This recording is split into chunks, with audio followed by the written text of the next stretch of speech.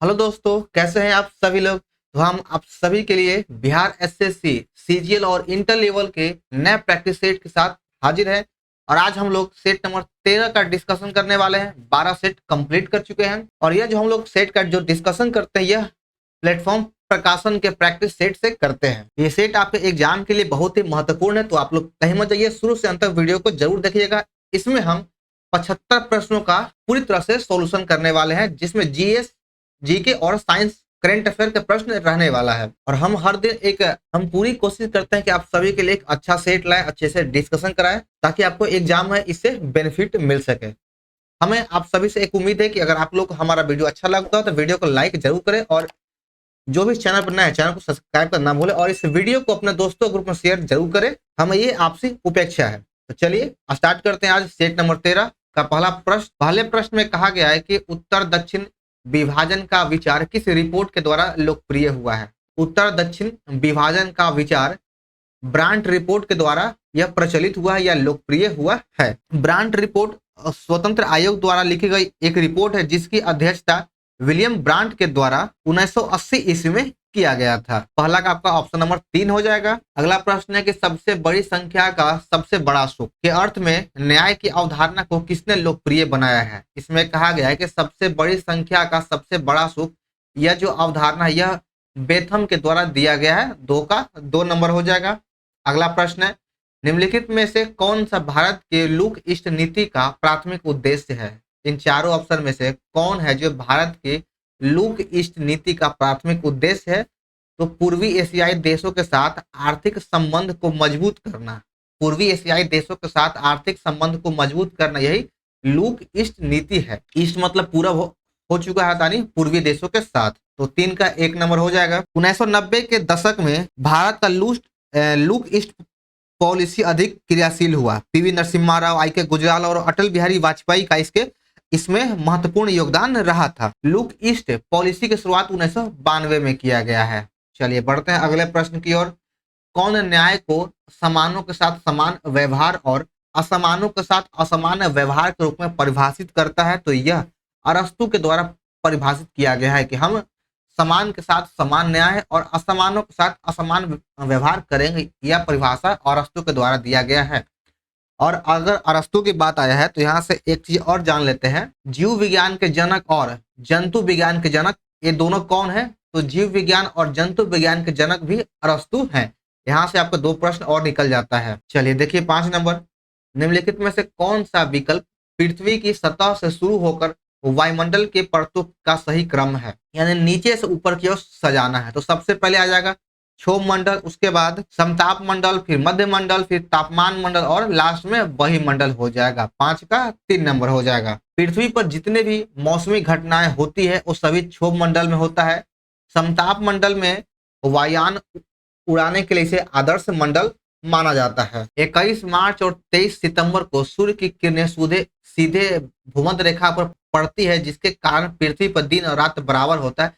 इसे क्या कहा जाता है। 21 मार्च और 23 सितंबर को सूर्य की किरणें सीधे भूमध्य रेखा या फिर विषुवत रेखा पर पड़ता है। जिस दिन दिन और रात बराबर होता है तो उसे विषुव कहा जाता है। विषुवत रेखा पर किरणें पड़ता है, इसलिए इसे विषुव कहा जाता है। नॉर्वे में 21 जून को सूर्य अर्धरात्रि के समय दिखाई पड़ता है। 21 जून को जो सूर्य होता है वह आपका कर्क रेखा पर होता है। उस दिन उत्तरी गोलार्ध में सबसे बड़ा दिन होता है और 22 दिसंबर को सूर्य मकर रेखा पर होता है। इस वजह से दक्षिणी गोलार्ध में सबसे बड़ा दिन होता है 21 जून और 22 दिसंबर। इन दोनों को भी याद रखना है कि 21 जून को उत्तरी गोलार्ध में सबसे बड़ा दिन और 22 दिसंबर को दक्षिणी गोलार्ध में सबसे बड़ा दिन होता है। प्लेट विवर्तनिक सिद्धांत के अनुसार पृथ्वी के स्थल मंडल को विभाजित किया गया है। तो यह किसमें बांटा गया, तो इसको प्लेट विवर्तनिक का सिद्धांत यह हैरी हेंस के द्वारा दिया गया है। और इसमें जो है स्थल मंडल को पृथ्वी के लिथोस्फीयर को 7 बड़ी और कई छोटे प्लेटों में बांटा गया है, जिसमें 7 प्रमुख प्लेट होते हैं। Africa plate, Antarctica plate, Eurasian plate, उत्तरी अमेरिका प्लेट और दक्षिण अमेरिका प्लेट और एक इंडो ऑस्ट्रेलियाई प्लेट और साथ ही इसका प्रशांत प्लेट। इन सभी प्लेटों में बांटा गया है। तो इसमें आपको देख लीजिए 7 का हो जाएगा ऑप्शन नंबर डी, उपरोक्त में से कोई नहीं है उत्तर। अगला प्रश्न है, भारत में ज्वारीय एवं तरंग ऊर्जा का उत्पादन के लिए अधिक अनुकूल परिस्थितियां कहाँ कहाँ पाई जाती है? यानी ज्वारीय ऊर्जा और तरंग ऊर्जा का उत्पादन भारत में सबसे अधिक कहाँ उत्पन्न करने का अनुमान है या स्थिति कहाँ है? तो 8 का सही हो जाएगा ऑप्शन नंबर ए, खंभात की खाड़ी में। अगला प्रश्न है कि मिलान करना है, सॉरी इसे क्रम वाइज सजाना है कूट के रूप में। तब भौगोलिक क्षेत्रफल के अनुसार भारत के निम्नलिखित भौतिक इकाइयों का आरोही क्रम में व्यवस्थित करना है। आरोही क्रम में यानी छोटा से बड़ा की ओर, बढ़ते क्रम की ओर। तो 9 का देख लीजिए, इसका सही उत्तर हो जाएगा ऑप्शन नंबर ए, सबसे पहले तटीय मैदान हो जाएगा, उसके बाद आपका केंद्रीय ऊंचे भाग, उसके अगले 3 नंबर पे आ जाएगा महान मैदान और 4 नंबर पर उत्तरीय पर्वत। 9 का 1 नंबर सही है। अगला प्रश्न की लंबी छलांग योजना क्या है तथा इसे कब और कहां शुरू किया गया है? लंबी छलांग योजना क्या है और इसे कब और कहां शुरू किया गया है? तो यह देश को तेजी से औद्योगिकरण के लिए प्रेरित करने की नीति है, जिसे चीन में 1958 में शुरू किया गया था। 10 का 3 नंबर हो जाएगा। चलिए 22 नंबर में यहाँ पर सूची 1 का 2 का मिलान करना है। सबसे पहले हो जाएगा एथेनॉल, एथेनॉल का हो जाएगा OH एल्कोहल। एथेनोइक एसिड, तो एथेनोइक एसिड में हो जाएगा यहाँ पर COOH यानी कार्बोक्सिलिक एसिड। प्रोपेनॉल, प्रोपेनॉल का हो जाएगा C=O कीटोन। और इथेनॉल, इथेनॉल का हो जाएगा ऑप्शन नंबर ए, यहाँ पर है CHO एल्डिहाइड। और देखिए अगर यहाँ पर अगर आपको ऑप्शन नहीं मिल रहा है तो एथेनोइक एसिड है। अगर यहाँ पर थोड़ा सा अगर आप दिमाग लगाएंगे तो एथेनोइक एसिड और यहाँ पर चारों ऑप्शन में से एसिड यहाँ पर ही है, यानी 2 का 2 ये तो फिक्स है, 2 का 2 फिक्स है, बाकी आपका 2 का 2 सिर्फ इसमें है, तो थोड़ा सा आप यहाँ से ऑप्शन को छांट सकते हैं। ठीक है, तो 22 का 1 नंबर हो जाएगा। अगला प्रश्न है बायो रेमिडिएशन, जैव उपचार क्या है? जैव उपचार किसे कहते हैं? तो यह पर्यावरण प्रदूषकों को हटाने के लिए सूक्ष्म जीवों का उपयोग, पर्यावरण प्रदूषकों को हटाने के लिए सूक्ष्म जीवों का उपयोग करना ही जैव उपचार है, बायो रेमेडिएशन है। 23 का 2 नंबर सही उत्तर हो जाएगा। चलिए अगला प्रश्न 25 नंबर, प्रकाश के गुणों के संबंध में कौन सा कथन गलत है? इन चारों ऑप्शन में से कौन जो जो प्रकाश का गुण है जो गलत है? तो प्रकाश का प्रकीर्णन तरंगदैर्घ्य के व्युत्क्रमानुपाती होता है, तो बिल्कुल सही है। प्रकाश का प्रकीर्णन तरंगदैर्घ्य के उल्टा होता है। प्रकाश का व्यक्तिकरण विवर्तन प्रकाश के तरंग प्रकृति को दर्शाता, बिल्कुल सही है। प्रकाश का ध्रुवन दर्शाता है कि प्रकाश तरंगे अनुदैर्घ्य तरंगे है, तो यह बिल्कुल ही गलत है। प्रकाश तरंग अनुदैर्घ्य नहीं बल्कि अनुप्रस्थ है, अनुप्रस्थ है। प्रकाश तरंग अनुप्रस्थ तरंग है, तो आपका इसमें से ऑप्शन नंबर 3 गलत है। बाकी पूर्ण आंतरिक परावर्तन के लिए प्रकाश को सघन से विरल माध्यम में जाना चाहिए, यह बिल्कुल सही है। आपका A, B, D सही है, C नंबर ऑप्शन गलत है। 26 में देखिए दिया गया कथन और कारण के बेस पे प्रश्न आजकल आ रहा है लॉन्ग टर्म में। ठीक है, तो मानव में लिंग निर्धारण पिता के गुणसूत्रों से होता, तो बिल्कुल सही है। पिता के गुणसूत्र के द्वारा ही बच्चों का लिंग का निर्धारण होता है, और पिता में XY लिंग गुणसूत्र होते हैं, जिससे 2 प्रकार के शुक्राणु X और Y बनते हैं, और माता में XX गुणसूत्र पाए जाते हैं, जिसमें केवल X युक्त अंडाणु बनते हैं। तो इसमें से दोनों कथन सही है और RA का सही व्याख्या भी कर रहा है। चलिए देखिए 33 नंबर में कहा गया है कि पंजाब में 1816 के फुल्का विद्रोह का नेतृत्व किसके द्वारा किया गया था? पंजाब में 1816 के फुल्का विद्रोह का नेतृत्व बंदा सिंह बहादुर के द्वारा किया गया। 33 का 1 हो जाएगा। Tata iron and steel company TISCO की स्थापना किस वर्ष हुई, जिससे यह भारत में पहली बड़े पैमाने पर स्टील उत्पादक बना? टिस्को की स्थापना 1907 ईस्वी में किया गया था। यह जमशेदपुर में साक्षी नामक स्थान पर किया गया। 34 का 2 हो जाएगा। अगला प्रश्न है कि बंकिम चंद्र चटर्जी का उपन्यास आनंद मठ का प्रकाशन कब हुआ था? आनंद मठ का प्रकाशन 1882 ईस्वी में किया गया, जिसके और यह उपन्यास जो है यह बंकिम चंद्र चटर्जी के द्वारा लिखा गया है। हमारा भारत का जो राष्ट्रीय गीत है वंदे मातरम, यह भी आनंद मठ से ही लिया गया, और जिसे सर्वप्रथम 1896 ईस्वी में कलकत्ता अधिवेशन में गाया गया था, और कांग्रेस के 1896 ईस्वी में अध्यक्षता रहमतुल्लाह सैनी के द्वारा किया गया था। अगला प्रश्न है 1800 ईस्वी में लॉर्ड वेलेस्ली ने प्रशासनिक सेवकों को प्रशिक्षण देने के लिए फोर्ट विलियम कॉलेज की स्थापना कहाँ किया था? फोर्ट विलियम कॉलेज की स्थापना कलकत्ता में किया गया है। 36 का 3 नंबर हो जाएगा। यहाँ पर एक चीज और देख लीजिए, एक प्रश्न और आता है कि लॉर्ड वेलेस्ली अपने आप को शेर कहता था, शेर की उपाधि देता था। चलिए देखते हैं अगला प्रश्न। इनमें से किसने 1867-68 में भारत के प्रति व्यक्ति आय की गणना और किताब poverty and un British rule India पुस्तक का प्रकाशन किया? तो यह दादा भाई नौरोजी के द्वारा किया गया था। 37 का 3 हो जाएगा। निम्नलिखित में से कौन सा एक भारत के जैव विविधता में गिरावट के लिए जिम्मेदार नहीं है? इन चारों ऑप्शन में से कौन ऑप्शन वह है जो भारत की जैव विविधता में गिरावट के लिए जिम्मेदार नहीं है? तो हो जाएगा ऑप्शन नंबर 2 वानिकरण। 2 सही है। निम्नलिखित में से कौन सा दर्रा श्रीनगर को लेह से जोड़ता है? श्रीनगर और लेह को जोड़ने वाला दर्रा हो जाएगा जो जिला दर्रा, ऑप्शन नंबर 1 हो जाएगा। और हमारा राष्ट्रीय राजमार्ग A1 यह लेह को जो जिला दर्रा होते हुए कश्मीर घाटी से जोड़ता है। नाथुला दर्रा सिक्किम में है जो सिक्किम और तिब्बत के चुम्बी घाटी से जोड़ता है। बारलाचला दर्रा यह हिमाचल प्रदेश के लाहौल स्पीति से लद्दाख के लेह से जोड़ने वाला मार्ग बारलाचला से ही खुला हुआ है। चलिए अगला प्रश्न है कि भारत के निम्नलिखित थर्मल पावर प्रोजेक्ट को पूर्व से पश्चिम दिशा की ओर व्यवस्थित कीजिए। तो जो भी हमारा सेट कंटिन्यू देखते होंगे, हम इस प्रश्न को अपने पूर्व सेट में भी करा चुके हैं। तो आप सभी लोग एक बार कमेंट जरूर कीजिएगा कि आप सभी में से किनको यह आंसर पता है, इसका क्रम पता है। तो आइए हम फिर से एक बार बता देते हैं, ठीक है। इसमें सबसे पूरब की ओर, पूरब से पश्चिम की ओर सजाना, तो सबसे पूरब के नामरूप हो जाएगा जो असम के डिब्रूगढ़ जिले में है। उसके बाद 1 नंबर पे नामरूप हो गया। दूसरे नंबर पे ओबरा हो जाएगा। ओबरा जो बिहार के लोग होंगे वो औरंगाबाद का ओबरा नहीं समझिएगा, यह ओबरा उत्तर प्रदेश के सोनभद्र जिले में स्थित है।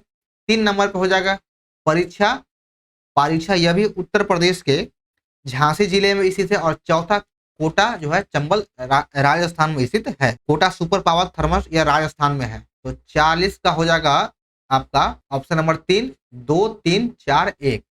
पहले नामरूप, फिर ओबरा, फिर पारीछा, फिर कोटा। चलिए यहाँ तो हम देख चुके हैं, लेकिन एक चीज और देखते हैं कि थर्मल पावर प्रोजेक्ट NTPC की स्थापना कब किया गया? तो इसकी स्थापना 1975 ईस्वी में किया गया है। निम्नलिखित में से सतत विकास की विशेषता कौन सी है? इन चारों ऑप्शन में से सतत विकास की विशेषता हो जाएगा कि आर्थिक विकास तथा पर्यावरणीय गुणवत्ता के बीच संतुलन हो, उसे ही सतत विकास कहा जाता है। 41 का 3 हो जाएगा।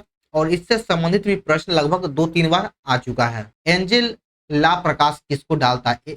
एंजेल ला प्रकाश यह जो है खर्च के प्रतिरूप पर प्रकाश डालता है। ये भी प्रश्न आपका प्लेटफॉर्म के सेट में 2 बार रिपीट हो चुका है। तो जो भी प्रश्न रिपीट हो रहा है सबसे पहले आपको उत्तर उसका आना चाहिए। चलिए अगला प्रश्न है कि यहाँ तो रीजनिंग है, चलिए इसे स्किप करते हैं। 54 नंबर प्रश्न में कहा गया कि मुख्यमंत्री वृक्षारोपण प्रोत्साहन योजना के संबंध में कौन सा कथन सही है? तो इसमें से ऑप्शन नंबर केवल 3 सही है। कैसे कि इस योजना के तहत वृक्षारोपण हेतु हाईटेक नर्सरी की स्थापना हेतु कंपा फंड का उपयोग किया गया है। ऑप्शन नंबर 3 सही है, बाकी सभी गलत है। चलिए बढ़ते हैं अपने अगले प्रश्न की ओर। 55 नंबर में यहाँ मिलान करना है। इंद्रावती राष्ट्रीय उद्यान या किस राज्य में है? तो बाकी 2 ऑप्शन आपको ऊपर दिया गया है, तो हम यहीं से लिख देते हैं। इंद्रावती राष्ट्रीय उद्यान यह छत्तीसगढ़ राज्य में है। छत्तीसगढ़ राज्य में है। मोल्लेम राष्ट्रीय उद्यान यह गोवा में हो जाएगा। मोल्लेम गोवा में हो जाएगा। ऊपर में दिया गया कलेसर राष्ट्रीय उद्यान हरियाणा में हो जाएगा। हरियाणा में यह स्थित है। बेतवा राष्ट्रीय उद्यान यह झारखंड में है। झारखंड में स्थित है। यहाँ से आपको चारों का हम ऑप्शन बता दिए हैं। चलिए अगला 56 नंबर। यहाँ भी सूची 1 और 2 का मिलान करना है। एक तरफ जीव मंडल दिया गया और दूसरी तरफ राज्य दिया गया। तो सिमलीपाल यह उड़ीसा में हो जाएगा। 2 नंबर बहुत इजी प्रश्न है। नोकरेक मेघालय हो जाएगा। अगस्त मलाई केरल राज्य में हो जाएगा। और मानस असम में हो जाएगा। इसमें से लगभग आपको सभी याद ही होगा। सिंपल प्रश्न है। सिमलीपाल उड़ीसा, नोकरेक मेघालय, अगस्त मलाई केरल और मानस असम राज्य में स्थित है। भारत में सौर ऊर्जा उत्पादन के संदर्भ में नीचे दिए कथनों पर विचार कीजिए। आइए 2 कथन दिया गया है और पूछ रहा कि इनमें से कौन सा कथन है जो सही है? तो भारत प्रकाश वोल्टीय इकाइयों में प्रयोग में आने वाले सिलिकॉन वेफर का दुनिया का तीसरा सबसे बड़ा उत्पादक है। तो यह बिल्कुल गलत है। तीसरा सबसे बड़ा उत्पादक नहीं है। सौर ऊर्जा शुल्क का निर्धारण भारतीय सौर ऊर्जा निगम के द्वारा किया जाता, तो यह भी गलत है। इन दोनों ऑप्शन गलत है। इसमें से सही ना तो 1 है ना ही 2 है। निम्न में से कहाँ आर्सेनिक द्वारा जल का प्रदूषण सबसे अधिक होता है? आर्सेनिक के द्वारा जल का प्रदूषण सबसे अधिक पश्चिम बंगाल राज्य में होता है। 58 का 4 हो जाएगा। चलिए बढ़ते हैं अगले प्रश्न की ओर। किसने कहा था कि नौकरशाही संसदीय लोकतंत्र की कीमत है? नौकरशाही संसदीय लोकतंत्र की कीमत है, यह युक्ति हर्बर्ट मॉरिसन के द्वारा कहा गया है। 65 का 2 नंबर हो जाएगा। अगला प्रश्न है कि निम्नलिखित में से किसकी तुलना कभी कभी व्यक्तिवाद से किया जाता है? व्यक्तिवाद से तुलना किसकी किया जाता है? तो लाइसेज फेयर का सिद्धांत, लाइसेज फेयर का सिद्धांत कभी कभी इसकी तुलना व्यक्तिवाद से भी किया जाता है। जो सिद्धांतकार यह मानते हैं कि राज्य संघ का एक संघ है, राज्य संघों का एक संघ है, उनका सबसे अच्छा वर्णन किस रूप में किया गया है? इसका सबसे अच्छा वर्णन बहुलतावादी के रूप में किया गया है। 67 का 3 हो जाएगा। विश्व का कौन सा देश अपने संविधान में गर्भपात का अधिकार सुनिश्चित करने वाला पहला देश बन चुका है? गर्भपात को अधिकार को देने वाला पहला देश हो चुका है फ्रांस। 68 का 1 नंबर हो जाएगा। अगला प्रश्न है, भारत सरकार ने किसकी पहचान के मापदंड निर्धारित करने के लिए काका कालेकर आयोग का नियुक्त किया गया था? तो यह सामाजिक और शैक्षणिक रूप से पिछड़े वर्गों के लिए काका कालेकर आयोग का नियुक्त किया गया था और इसका गठन 1953 ईस्वी में काका कालेकर की अध्यक्षता में राष्ट्रपति के द्वारा किया गया। दूसरी बार पिछड़े वर्ग आयोग का गठन 1 जनवरी 1979 ईस्वी को बीपी मंडल की अध्यक्षता में किया गया था। बीपी मंडल ने अपना रिपोर्ट 1980 को सौंप दिया और 1990 में जाकर के यह उस समय के तत्कालीन प्रधानमंत्री वीपी सिंह ने मंडल आयोग की रिपोर्ट को लागू करने का घोषणा किया था 1990 में। यानी 1979 में मंडल आयोग गठित हुआ, 80 में अपना रिपोर्ट दिया और 1990 में उसे घोषणा कर दिया गया लागू करने का। इसके तहत ओबीसी को 27% आरक्षण देने का व्यवस्था किया गया और फिर जाकर के 1992 ईस्वी में सुप्रीम कोर्ट ने भी इसे वैधानिक दर्जा दे दिया, यानी इसे मान्यता दे दिया था इंदिरा साहनी के मामले में। चलिए अगला प्रश्न है 70 नंबर। इसमें कहा गया कि निम्नलिखित मंत्रियों के बारे में देश के अंतर्गत कौन से कथन सही है? तो इसमें से एक से अधिक हो जाएगा, ऑप्शन नंबर 4। इसमें से सारा ऑप्शन ठीक है क्योंकि राज्य मंत्रिपरिषद के सहायता हेतु होता बिल्कुल सही है। कैबिनेट मंत्री बड़े मंत्रालयों के प्रभारी मंत्रिपरिषद के नाम पर निर्णय करता होता, यह भी सही है। स्वतंत्र प्रभार के साथ राज्य मंत्री छोटे मंत्रालयों के प्रभारी तथा आमंत्रित किए जाने पर बैठक में भागीदार होते हैं। इसमें 3 ऑप्शन सही है। 71 नंबर में मिलान करना, एक तरफ देश का नाम दिया गया और दूसरी तरफ स्लैश और वन कृषि का नाम दिया गया, जिसका किस देश से संबंध है यही पूछ रहा है। तो मैक्सिको का हो जाएगा मिल्पा 2 नंबर, ब्राजील का हो जाएगा रोका, वियतनाम का हो जाएगा रे और इंडोनेशिया का लदांग, यानी इसका ऑप्शन नंबर यहाँ पर दिया गया नीचे, ऑप्शन 3 इसका सही उत्तर है। वैश्विक तापन, ग्लोबल वार्मिंग से वैश्विक औसत तापमान में वृद्धि का कारण क्या हो सकता है? औसत तापमान में वृद्धि का कारण क्या है, इसमें कारण पूछ रहा है तो सबसे उपयुक्त कारण हो जाएगा गर्मी की लहरों की आवृत्ति और तीव्रता में वृद्धि, बिल्कुल सही है। ध्रुवीय बर्फ की चोटी और ग्लेशियर का पिघलना यह भी कारण है और समुद्र के स्तर का वृद्धि, समुद्रीय स्तर का वृद्धि यह भी कारण है, यानी उपयुक्त में से एक से अधिक। चलिए 74 में देखते हैं, राज्य केंद्र शासित प्रदेश के उन साक्षरता के दर के घटते क्रम में, तो 11 की जनगणना के अनुसार निम्नलिखित में से कौन सा क्रम सही, यानी घटते क्रम में पूछ रहा है। तो 74 का हो जाएगा ऑप्शन नंबर 1। पहले सबसे अधिक साक्षरता वाला राज्य राज्य या केंद्र शासित प्रदेश केरल है, उसके बाद लक्षद्वीप, फिर मिजोरम, फिर गोवा। 74 का 1 हो जाएगा। अपने अक्ष पर पृथ्वी के बढ़ने या घटने से पृथ्वी के किस स्थान पर जी का मान अपरिवर्तित रहेगा? तो जी का मान ध्रुव पर अपरिवर्तित रहेगा। 85 का 3 हो जाएगा। अगर हम बात कर ले जी के मान का, तो ध्रुवों पर जी का मान सबसे अधिक होता है मैक्सिमम, और भूमध्य रेखा पर कम होता है, और केंद्र में जी का मान 0 होता है। अगला प्रश्न है कि वह क्षेत्र जहां स्रोत से आने वाला पूरा प्रकाश अवरुद्ध हो जाता है उसे क्या कहा जाता है? तो उसे प्रछाया कहा जाता है। 86 का 2 नंबर है। अगला प्रश्न में कहा गया कि एक पायस में प्रक्षेपित कणों का आकार इस परास में क्या होगा? एक पायस में प्रक्षेपित कणों का रेंज पूछ रहा है, परास पूछ रहा है, तो उसका रेंज हो जाएगा 1000 एंगस्ट्रम से लेकर के 10,000 एंगस्ट्रम के बीच में। तत्व मैग्नीशियम सल्फर के साथ अभिक्रिया कर कौन सा बंध बनाता है? तो मैग्नीशियम सल्फर के साथ अभिक्रिया करके आयनिक बंधन बनाता, आयनिक बॉन्ड बनाता है। 89 का 1 नंबर हो जाएगा। अरस्तु ने पादपों को जड़ी बूटी, झाड़ियों और वृक्षों के आधार पर वर्गीकृत किया है। तो हम अरस्तु से संबंधित पहला प्रश्न भी था और इससे पहले भी हम बता चुके हैं कि जीव विज्ञान और जंतु विज्ञान के जनक अरस्तु है। और हमारा चौथा जो प्रश्न था कि समानों के साथ समान न्याय और असमानों के साथ असमान न्याय की अवधारणा अरस्तु के द्वारा ही दिया गया है। लेकिन इस प्रश्न में पूछा गया है कि अरस्तु ने पादपों को जड़ी बूटी और झाड़ी और वृक्ष के आधार पर बांटा वर्गीकृत किया है। कैसे? तो 90 का हो जाएगा ऑप्शन नंबर 2, रूपात्मक चरित्र के आधार पर, रूपात्मक चरित्र के आधार पर बांटा है। चलिए 98 प्रश्न में कहा गया कि बिहार लोक सेवा आयोग बीपीएससी के अध्यक्ष और सदस्यों की नियुक्ति किसके द्वारा किया जाता है? तो किसी भी राज्य पीसीएस के उसके अध्यक्ष और सदस्यों की नियुक्ति उस राज्य के राज्यपाल के द्वारा नियुक्त किया जाता है। लेकिन इसे हटाने का अधिकार सिर्फ राष्ट्रपति को होता है। नियुक्त करेगा राज्यपाल, लेकिन उसे पद से हटाने का अधिकार केवल राष्ट्रपति का होता है। तो 98 का हो जाएगा ऑप्शन नंबर 2, बिहार के राज्यपाल द्वारा नियुक्त किया जाता है। 102 नंबर में सूची 1 और 2 का मिलान करना है। एक तरफ राजनीतिक संगठक दिया गया और दूसरी तरफ उसके संस्थापक का नाम दिया हुआ है। तो खाकसार की स्थापना इनायतुल्लाह मशरिकी के द्वारा किया गया, 2 नंबर हो जाएगा। सोशलिस्ट पार्टी की स्थापना जयप्रकाश नारायण के द्वारा किया गया। इंडिपेंडेंट लेबर पार्टी की स्थापना भीमराव अंबेडकर जी के द्वारा किया गया और फॉरवर्ड ब्लॉक की स्थापना 1939 में सुभाष चंद्र बोस के द्वारा किया गया है। फरायजी आंदोलन के संस्थापक कौन थे? फरायजी आंदोलन के संस्थापक हो जाएगा हाजी सरायतुल्लाह, ऑप्शन नंबर 1 हो जाएगा हाजी सरायतुल्लाह। 103 का 1 नंबर सही है। ऑपरेशन ब्लैक फॉरेस्ट के संदर्भ में निम्नलिखित कथनों पर विचार करें। आइए देखते हैं हम लोग ऑप्शन को। तो इसमें केवल ऑप्शन नंबर 1 सही है, बाकी सब गलत है। आइए कैसे? तो ऑपरेशन ब्लैक फॉरेस्ट एक बड़ा नक्सली विरोधी अभियान था, तो बिल्कुल सही है। यह अभियान झारखंड के चतरा क्षेत्र में चलाया गया, बिल्कुल गलत है। ये जो अभियान था ऑपरेशन ब्लैक फॉरेस्ट छत्तीसगढ़ राज्य में चलाया गया है, झारखंड में नहीं। और इस अभियान में सीआरपीएफ, डीआरजी और कोबरा के जवानों ने मिलकर सफलतापूर्वक लक्ष्य हासिल किया। लेकिन झारखंड पुलिस यहाँ पर नहीं हो, क्योंकि झारखंड का यहाँ पे कोई काम ही नहीं था, यह छत्तीसगढ़ में चलाया गया था। इसलिए 1 और 2 और 3 गलत है, बाकी पहला ऑप्शन सही है। अगला प्रश्न है, करो या मरो का नारा किसने और कब दिया था? करो या मरो का नारा महात्मा गांधी के द्वारा भारत छोड़ो आंदोलन के दौरान दिया गया था।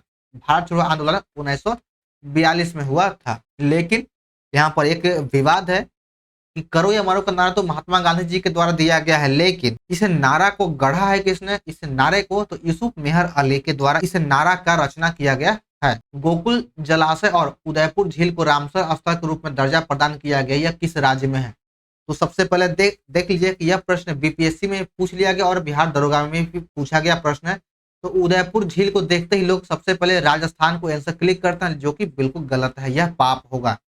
उदयपुर झील ये बिहार में स्थित है और गोकुल जलाशय भी बिहार में, तो ऑप्शन हो जाएगा 4। गोकुल जलाशय और उदयपुर झील ये दोनों बिहार राज्य में स्थित है। गोकुल जलाशय यह बक्सर में स्थित है और उदयपुर झील यह पश्चिम चंपारण में स्थित है। तो 6 का ऑप्शन नंबर 4 हो जाएगा बिहार।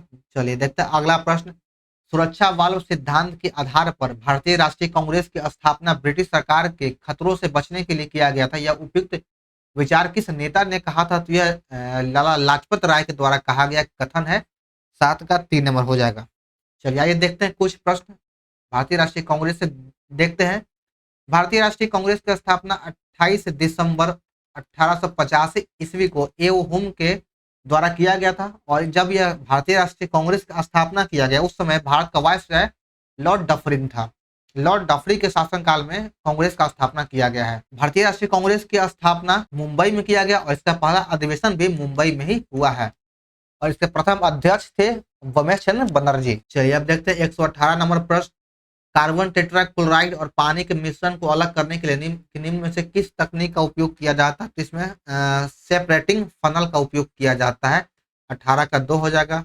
अगला प्रश्न है कि H3O9 सल्फर ट्राइऑक्साइड त्रिक अणु में SS बंध की संख्या कितनी होती है? तो इसमें सल्फर में बंधों की संख्या 0 होता है।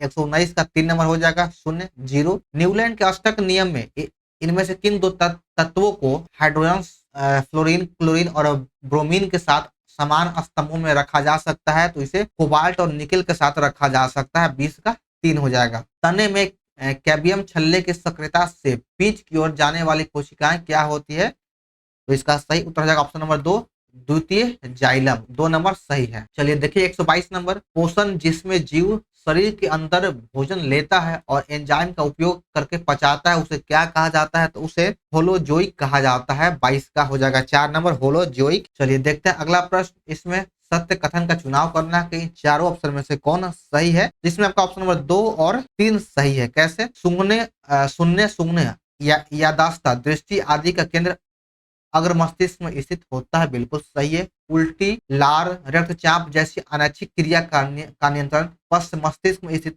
मेडुला के द्वारा किया जाता है, बिल्कुल सही। 2 और 3 सही, बाकी आपका 1 और 4 गलत है। चलिए अगला प्रश्न कि पेयजल में निम्न में से किसकी अधिकता के कारण ब्लू बेबी सिंड्रोम रोग होता है? तो नाइट्रेट की वजह से ब्लू बेबी सिंड्रोम रोग हो जाता है। रोपी किस राज्य का एक लोकप्रिय लोक नृत्य है? तो यह अरुणाचल प्रदेश का एक लोकप्रिय लोक नृत्य है रोपी। रंगराजन समिति का संबंध किससे है? तो रंगराजन समिति का संबंध बैंकिंग क्षेत्र से हो जाएगा, बैंकिंग सेक्टर से है। अगला प्रश्न है कि जर्मनी में मुद्रा क्या है? जर्मनी देश का मुद्रा क्या है? तो यह हो जाएगा यूरो।